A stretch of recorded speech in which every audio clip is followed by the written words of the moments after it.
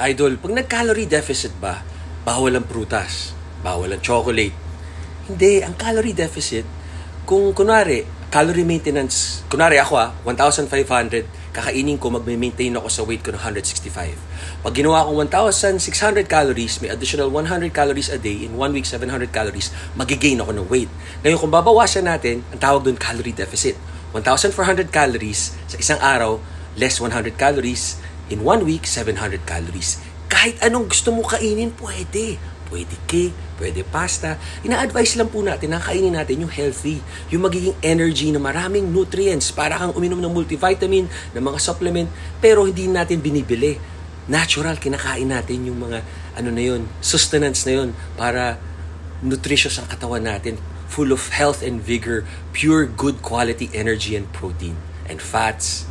Tama kayo, mali ako. I'm not your doctor. Do what works for you guys. Enjoy!